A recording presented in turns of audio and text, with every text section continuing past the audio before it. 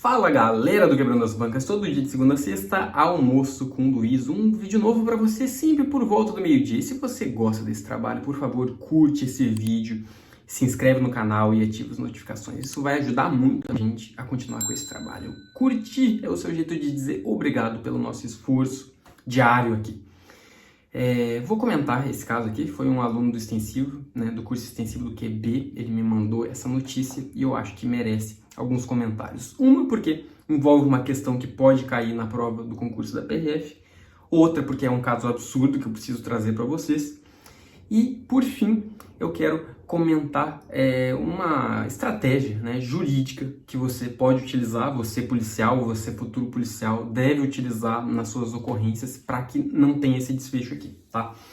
Basicamente, o juiz mandou soltar um homem e duas mulheres que foram detidos em flagrante na noite de sexta-feira, dia 23, na rua Marechal Rondon, na região de Guararapes, transportando 133 quilos de maconha. Tá ali, não é pouca coisa. E aí, o que acontece? De acordo com a PM, o casal Fredson de Lima, 35, e as mulheres lá, estavam em Fiat Uno branco, com duas crianças pequenas. Em depoimento à Polícia Civil, os três se reservaram ao direito de permanecer em silêncio. É um direito constitucional de permanecer em silêncio. Deixa eu avançar para a parte que mais importa. De acordo com a Polícia Civil, Fredson, o cara lá que estava conduzindo o veículo, disse aos PMs no momento da abordagem que receberia 15 mil reais para levar a droga da fronteira para Ribeirão Preto. Acho até que esse valor aqui tá um pouco exagerado, As mulas do tráfico que eu já efetuei prisão recebiam bem menos do que isso, mas aqui tá 15 mil, Importante explicar para vocês esse termo, mula do tráfico. Parece um termo depreciativo, e talvez até seja, mas é um termo que se utiliza, Por quê? O traficante mesmo, o cara que organiza a situação da organização criminosa, esse cara ele nem toca na droga, nem toca na droga. Ele é um cara que está vivendo lá nas camadas da sociedade privilegiada, Você muitas vezes vai andar perto de uma pessoa dessa, vai se deparar e nem sabe que é ele o verdadeiro traficante, Aqui é uma situação de mula do tráfico. São pessoas que vão lá, pegam a droga e transportam para outro local, Não são pessoas importantes para a organização criminosa, são pessoas substituíveis, mas é o crime de tráfico de drogas, É o crime de tráfico de drogas. Os PMs envolvidos na ocorrência afirmaram na delegacia que os bancos do veículo estavam recheados de tabletes de maconha, assim como carpete, que o cheiro era insuportável, Agora eu vou falar o que disse o juiz. Sem testemunhas e sem fundadas suspeitas, diz o juiz, o juiz Marcílio Moreira de Castro, da comarca de Araçatuba, determinou a soltura do trio e afirmou que ocorreu uma prisão em flagrante ilegal. Flagrante ilegal por não cumprir os requisitos previstos no ordenamento jurídico. Um magistrado afirmou que não havia fundada suspeita para abordagem. Isso aqui é importante, fundada suspeita, e eu vou falar com vocês sobre isso. Para averiguação nessas condições só poderia ter sido feita mediante mandado de busca e apreensão, que a ocorrência tá meio estranho aqui, talvez na hora de copiar e colar, Eu devo ter errado aqui, mas naquela situação ali, aquela abordagem só poderia ter sido feita mediante mandado de busca e apreensão, segundo o juiz. Em seus termos de depoimento, os policiais não esclareceram em que consistiria o suposto grau de nervosismo. Sequer informaram se haveria muito ou pouco nervosismo, apenas um genérico certo grau de nervosismo, escreveu Castro. O juiz disse também que o motorista do carro não tinha praticado qualquer infração de trânsito que poderia fundamentar a suspeita, como excesso de velocidade ou manobras evasivas.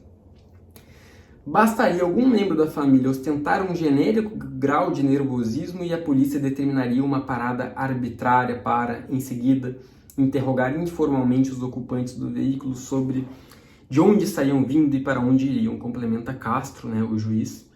Disse ele ainda, que o Brasil é república democrática. Não se admite que a força policial, sob mínimas suspeitas de caráter subjetivo, pare uma família inteira em via pública em automóvel e pergunte indevidamente de onde estão vindo e para onde iriam, né?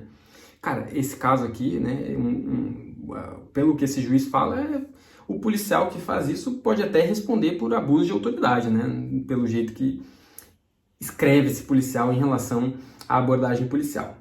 Na tarde de hoje, o desembargador Júlio Caio Forte Salles determinou a prisão de novo dos três. Sequer caberia ao juiz plantonista realizar análise fática mais aprofundada ou mesmo questionar o grau de nervosismo demonstrado pelos agentes. Situação a ser melhor requerida pelo juiz natural da causa. Só explicando, né? Ele era o juiz plantonista, ele só tinha que homologar aquela prisão ali que foi feita pelo delegado ou determinar a soltura, né? Ele determinou a soltura, vão responder em liberdade aqueles indivíduos, né? Não quer dizer que seriam impunes, mas responderiam em liberdade. E alguns anos depois de tramitar, né, esse processo, muitos anos depois, talvez, aí sim seriam presos, né? Mas esse juiz, esse desembargador aqui mandou prender o pessoal e a PM bravamente foi lá e conseguiu prender de novo os envolvidos, tá? Mas entrando na parte jurídica aqui, ó, olha só o que diz o artigo 240, parágrafo 2º do Código de Processo Penal. Proceder-se-á à busca pessoal quando houver fundada suspeita. Fora desses casos, tem razão o magistrado, né? Não havendo fundada suspeita, dependeria, em tese, de uma autorização judicial para fazer a busca pessoal, entrar no veículo, né, e fazer aquela... proceder a uma abordagem mais aprofundada, certo? Fora dos casos de fundada suspeita. Então, o que os policiais poderiam, né, ter falado no depoimento deles à Polícia Civil e nada disso teria acontecido, o juiz não teria conseguido soltar aquelas pessoas. No entender desse juiz, que ele é um juiz garantista, vocês vão se deparar com esse tipo de magistrado na profissão de policial de vocês, então vocês têm que estar preparado para lidar com esse tipo de circunstância, né? E como que você vai preservar a ocorrência, preservar o seu trabalho, né? Você foi lá, se deu o trabalho de prender as pessoas, como que você vai preservar esse trabalho para manter aquela prisão em flagrante válida, né? Sabendo que tem juízes garantistas. Se não fosse um juiz garantista ao extremo como esse daqui, não teria acontecido nada disso. O flagrante estaria ok. Mas a gente sabe que aqui tem um monte de juiz garantista. Então você tem que saber como apresentar a ocorrência para que isso não aconteça, né? Tem aqui o artigo 240 do Código de Processo Penal. Ele fala: proceder-se-á à busca pessoal quando houver fundada suspeita. Então, o que os policiais fizeram ali que resultou na prisão e na apreensão daquela quantidade enorme de droga foi uma fundada suspeita. Só que eles não souberam descrever isso, né? Não souberam colocar no papel isso de um jeito adequado para um juiz garantista, né? Então, tratando-se de juiz garantista, você tem que se esforçar mais para dizer o que é fundada suspeita, por que abordaram aquele veículo. E essa fundada suspeita, pessoal, não pode ser algo da sua cabeça, algo subjetivo, tem que ser algo objetivo, algo que qualquer pessoa, né, que estivesse passando ali entenderia aquela fundada suspeita. Não pode ser algo da sua mente, né? É algo que você consiga escrever no papel e detalhar. Isso é fundada suspeita. Então, assim, se, por exemplo, eles viram o veículo fazer uma ultrapassagem em um local proibido, viram o veículo não deu uma seta, mudar de faixa, isso já, por si só, já justificaria uma abordagem, né? Justifica a abordagem, né? Infração de trânsito, vamos abordar. E no momento da abordagem, o condutor abriu o vidro e exalou um cheiro muito forte de maconha, de droga, e daí isso já seria uma fundada suspeita para fazer a busca pessoal dentro do veículo e no corpo ali das pessoas que estavam sendo abordadas, né? Mas eles não descreveram qual foi a fundada suspeita que motivou a abordagem, né? Eles só falaram em nervosismo e de um jeito genérico. Isso serviria para a maior parte dos juízes, mas para um juiz garantista não serviu. Então fica aí de experiência para você, futuro policial, e você policial que me assiste aí, descreva bem o que é a fundada suspeita que motivou a sua abordagem, né? Sempre tem uma fundada suspeita, né? Sempre tem. Quando ninguém para um veículo por parar, os policiais, vamos parar aquele veículo ali. Não.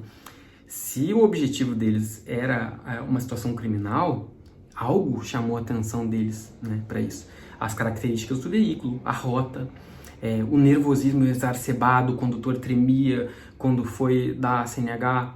Tem que descrever, tem que detalhar. E aí você vai proteger a sua ocorrência contra juízes extremamente garantistas como esse aqui, né? Felizmente, o desembargador foi lá e corrigiu essa falha aqui, né? Mas é um problema que existe e vai continuar existindo e você tem que estar preparado para lidar com esse tipo de situação, tá bom? Grande abraço, até a próxima, tchau, tchau.